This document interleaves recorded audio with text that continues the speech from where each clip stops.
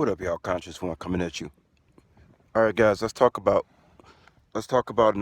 another topic right now. Let's switch the topic up a little bit, just for a little bit, guys. Guys, I'm a very multifaceted individual. I I've never allowed any person, a place, or thing to get in my head, even if it was for my own good. Okay, I don't want to make people think that I'm stubborn or hard headed and stuff like this. I'm totally not that. Because if I was that, I wouldn't be talking about so many different types of knowledge on my YouTube channel. I mean, you guys know me. One day I could be talking about health, wellness. The next day I may be talking about cars. Next day after that I might be talking about working out. Next day after that I might be talking about, you know, what else do I be talking about? uh, maybe talking about some pretty girls that was checking me out the next day. After that, I might be talking about UFOs. After that, I may be talking about some names that came up in Gematria, not my name, but maybe other things that have come up in Gematria. I may be talking about Tachyon energy. I may be talking about best type of alternator or battery to have for your car. Uh, what else do I talk? I talk about so many different things. Next day, I might be talking about something I learned from Bobby Hemmett or Elijah Muhammad quote, or maybe doing a Joseph Chaperone, uh, what do they call those, narrations, which I really enjoy doing narrations. I really enjoyed that the most. You know, that was, to me, that was my best way for people to come across the fact that I'm a very wise individual, is when I done narrations. Because sometimes people don't seem to resonate with a black man that has as much knowledge as I do, unless they on TV with money flying out their ears. If people not seeing that, then they really, people are so mind control out here. You really have to decide, figure out, if you want a large group of people to hear what you're saying, you got to come across things a certain way, because people are under mind control. And now when I did those narrations, Joseph Chaperone narrations, I remember somebody commented that they couldn't wait to hear the next. See, that's because they resonated. Same thing I did with Yuri Biznevov. And people are impressed, I think, with the fact that I can listen to people across the world. I'm a very, like I say, I'm universal. And I know some of y'all know this already, but I'm just speaking my piece here. This is not something geared towards anyone in particular. It's just something that I felt the need to talk about on the fly. Okay, so I think people are impressed with the fact that I can. Some of the individuals that I've studied, it's not just black people or Elijah Muhammad or any of that stuff. It could be somebody over in I don't know, Kazakhstan. And people are impressed with the fact that, like, they be thinking, man, what it makes them think about, what am I doing with my life? And damn, this dude, he listening to shit that we could tell he ain't a TV watcher, because he's listening to stuff we never even heard of these people. Like, how did they want to know, how did he start listening to this person? Uh, the best subjects I like to talk about is esoteric things. Esoteric things that are connected to uh, things that we can all relate to. Because when you start to study, I learned this from Bobby Hemmett. You guys know I bring his name up a lot. When you start to, knowledge is always is fragmented. That's what Bobby always says. Yeah, the Bible is full of a lot of contradictions, but he always say, don't throw the baby out the bathwater. And that's another thing too I want to say about humility, is that I never want to come across like I am the one who's coming with the knowledge. I'm always letting you guys. I always give you guys a vocal bibliography. I love to vocalize that this is what I learned from this person or that person or this person or that person, because, like I said, there's a big stigma, like a brain blockage in people when they see that I'm a black man. This is why Elijah Muhammad used to say, Uh, well, he used to say, don't listen to how I said something, listen to what I'm saying. Because people, they're quick to judge, you based on the way you sound, the way you look, and all this type of stuff, instead of actually listening to the message. That's what's important here. But when you start to study esoteric things, knowledge is very fragmented. And when you start to connect the dots from people from all over the world, and not just the present, but from the past and stuff like this, that's when you start to people really start to realize that you are a very wise person. They start to wonder, man, man, maybe I should start reading books, from somebody, overseas or from the East or something like this. Like, man, this brother, that's the only way I felt that people could really connect, for people to understand how wise of an individual I am. Again, I never want to come across as if this information is coming from me and only me. Like, come from me, come to me, come eat out of my hand and listen to what I got to say. I don't deal with that kind of energy. I deal with an energy that we can all share and share alike, and we can all learn from each other. And yeah, I put a little bit of my ego in it. There's nothing wrong with a little bit of ego. Uh, there's nothing wrong with that at all. You need an ego to survive on the third dimension.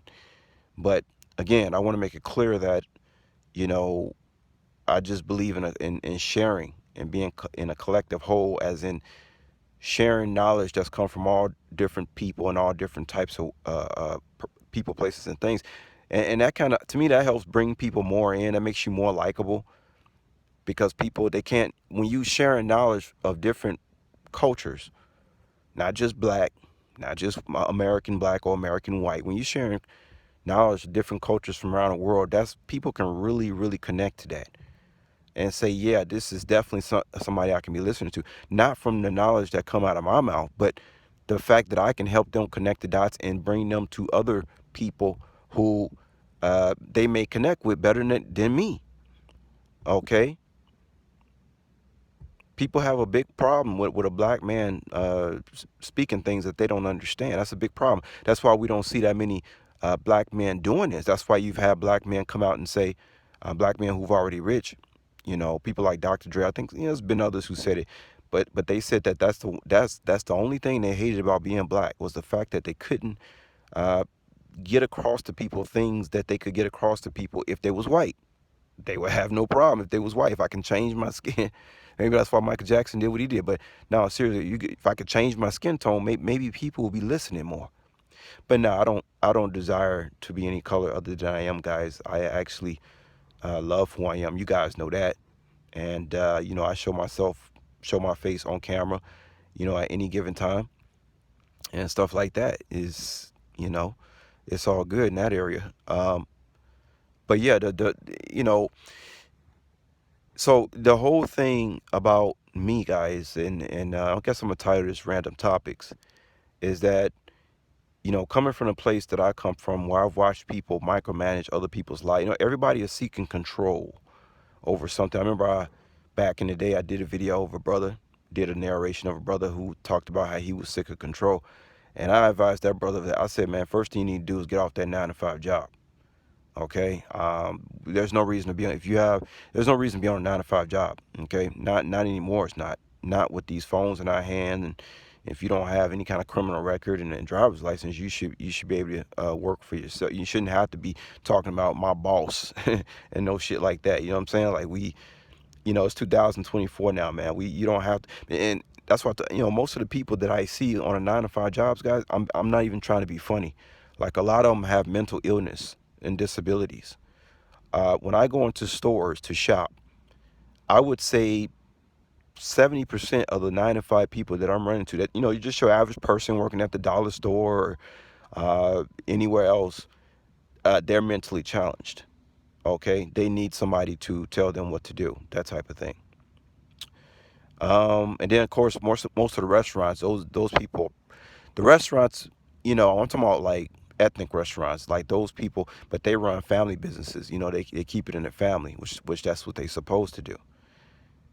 But yeah, the whole thing is, Me going through what I went through growing up and what I witnessed, I'm in my 40s now, guys. Like, and anybody who listened to me know that I don't mess around. I don't play around. I don't like to be controlled.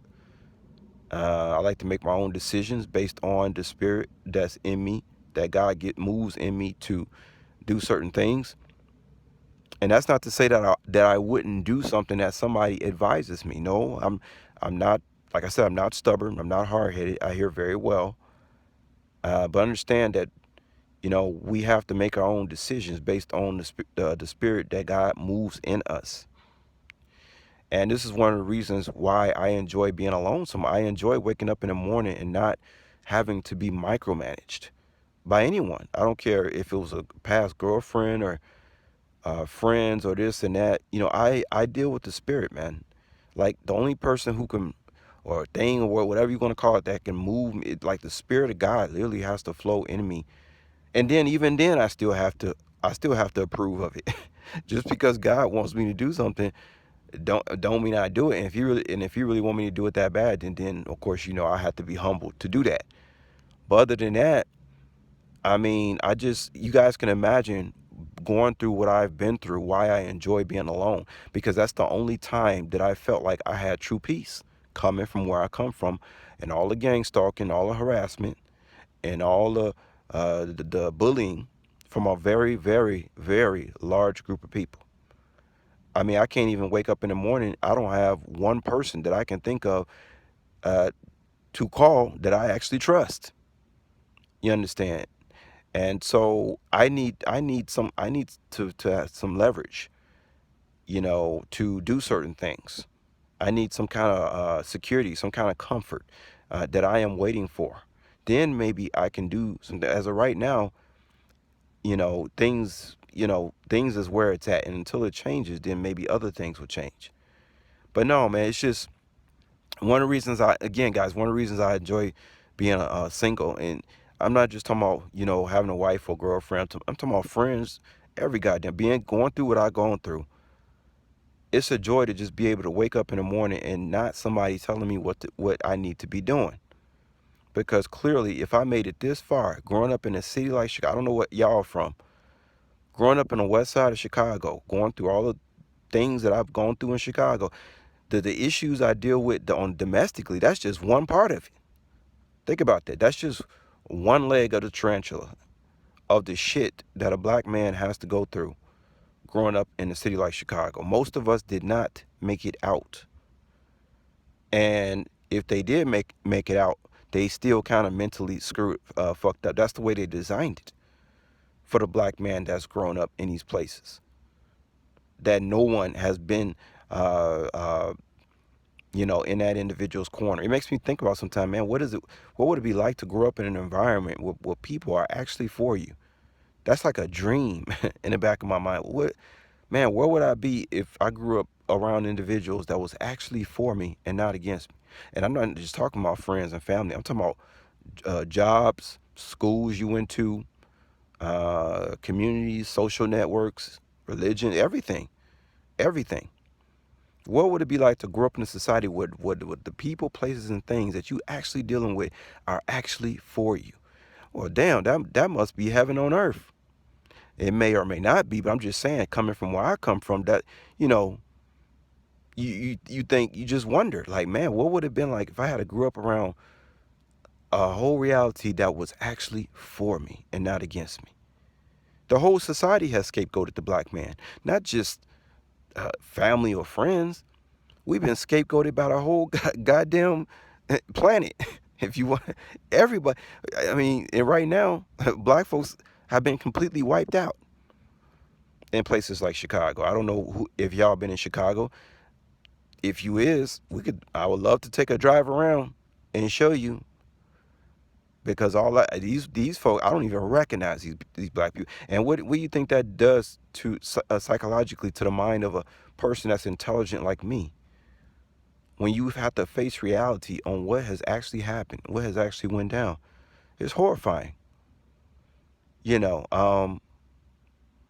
but yeah, just getting back to this thing about micromanaging, man. Everybody wants to micromanage people.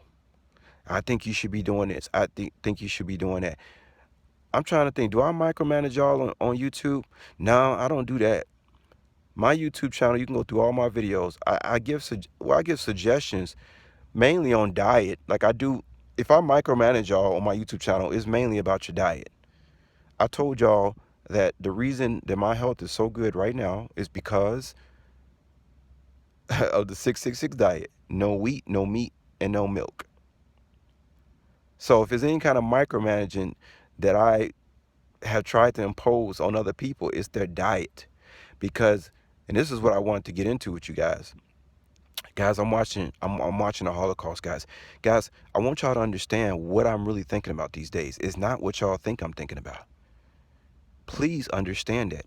And if I was to get into my own business as far as helping people, most likely it would be in the health and wellness sector. As a matter of fact, that's what I'm putting the title. Because I do want to start a business without a doubt, man. And I do want to help people without a fucking doubt, man. I love how it's nothing better than helping people. But don't, when you talk about, like, if I was giving somebody advice about opening a business, I would say open a business about something that you really, really, really enjoy. Another thing I enjoy too is talking about the history of the people, places, and things. I enjoy the history of Chicago, the stockyards and what used to happen before the government regulations came in. Guys, I'm a historian. I'm not somebody that's the save the world Michael Jackson. We are the world. We are the. I'm not that. I'm not that kind of people, guys. I'm a nihilist, if anything. Go look up the definition of nihilist for y'all who don't know what that word means. I'm not gonna say it. I'm not that we are the world Michael Jackson singing, putting on a white glove singing "We Are the World." I'm not that. I'm not that person, guys. You have to get in where you fit in. And I enjoy helping people. So if I wanted to open my own business, it would have to be in health and wellness, because I think that that's what I'm really, really into, and that's how I really, really, right as of right now, I'm seeing a woman jogging past me right now, early in the morning. That's the thing that you could say I would try to we all try to control somebody somehow, So this ain't no diss. I don't want anybody to take it personal or what I'm saying here. I'm saying is you have to be careful when you're telling people what they should tell people. Do what you want to do. If you open up a business, do something that makes you really feel good. And if you don't know what makes you feel good, then well, you got a little more maybe you're not old enough. You could be in your 20s or your teens, and you don't exactly really know what you like so much to the point of opening a business, right? Yesterday I got a massage. I hadn't gotten a massage in a long time, guys. Oh, that was so good. Because when I lived in Vegas, I used to get a massage like at least once every 2 weeks, and I haven't gotten a massage in like a year. Especially if you're a driver, man, that's important. You have to make sure your blood circulation. You know what I mean? You drive a lot. You have a lot of drivers, especially cab drivers. They have a lot of circulation issues, and not that I have a lot of circulation issues, but I know how to. Let's just say I know how to take care of that. But yeah, I went to go get a massage, and I got one of those chair massages. And this lady, she must have been about 60 years old, but she was strong. Asian lady, right? And I love to tip the masseuse before they start massaging, because I like to put the batter in their back to, give me a good massage. If I don't pay them right away, I feel like that while they giving me a massage, they're gonna be thinking this black motherfucker better tip me. I don't want that kind of energy going with somebody putting their hands on me. You understand? You understand, guys? Yeah, I believe in that Reiki healing energy. I believe in that. Okay. So I always make sure I pull out the bills before I even sit in that chair. But yeah, that massage was good. That's what I like doing, guys. I'm really into health and wellness, man. Like when I get up in the morning, I told y'all about the regimen that I do, with getting the heavy metal detox out in the morning. That's the first thing you should do. You get up in the morning, uh, take some NAC, which is good for your liver and lungs function. Get the Lugol's iodine. Told y'all I take about 30 milligrams a day. Take the diatomaceous earth. I take the boron. And what else I take? Oh yeah, and the garlic powder. All right. Okay, and I'm somebody who suffered from a parasitic infection once before. Trust me, guys, that shit is not pretty. Okay, because them things spread fast. What I had like a threadworm, was it threadworm infection, which is the most common in people. But guys, let me tell you, even though it's common, I'm telling y'all, man, you don't want to deal with it. A lot of people got parasites in them, and they don't even know it. Like them things don't even come out. Okay, it just so happens that the reason it was coming out in me and I knew it was there is because I only eat like once a day, right? So my body it's gonna pass some out. Uh, but I think a lot of people, like especially obese people who walking around, they got them worms in them. They don't even know it because it's so many of them in there. It's not even really coming out like that. Um, I've probably done enemas for the last since I was 30 years old. Don't tell nobody if I go to jail. I do, but I told y'all it's not an enema. It's just you want to get enough water up there to get that shit out, and that's how I've been staying healthy. So you see, guys, I'm really motivated guys. I'm watching the Holocaust, man. Guys, y'all know what I do for work, okay? I deliver I deliver that stuff, man. You understand? And that stuff is killing folks, guys. It's killing folks. You ever notice how many, like when Chicago, everybody, like they sell pizza everywhere. Like everywhere you go, there's a pizza shop. Every corner, like it's like McDonald's, pizza, pizza, pizza. Everywhere, guys. Everywhere. You go to the gas station and pump gas. You look at the window. There's a sign of pizza. For some reason they want you to eat a lot of pizza. Obviously, okay. But I'm not gonna get into that. Y'all know it. Well, what do you got on that thing? You got the pork. You got the pig on there, right? And then you got the dairy and you got the gluten. So you just fucked up, right? I remember being in third grade, guys. I had a teacher. I have a very good memory. Her name was Miss Melcher. All right, when I was in third grade, I never forget it. Because somebody was talking about, I think she was going to order some food for the classroom. And somebody said, yeah, get some pizza. And she said, pizza? She said, that is disgusting. This was like in the 80s, right? She says, this woman said, I never forget it, guys. Think about how good memory I have. She said, you can't get that stuff. She said, if you eat pizza, you cannot get that stuff out of your body. And for some reason, I think it was at 8 years old, I really understood what that lady was talking about. Like, that's what stuck to me. That this woman was health conscious. I was only 8 years old, guys, and I was already on it. Like, well, shit, I don't want to be putting poison in my body. Guys, I've always been on that. That's what the business that I need to open. That's the business that's going to enlighten my soul, make me feel better, help me move on from any problems that I've dealt with in the past, make me sleep good at night and wake up vibrant and early at the next day, is being in the health and wellness industry. That's what I'm going to do.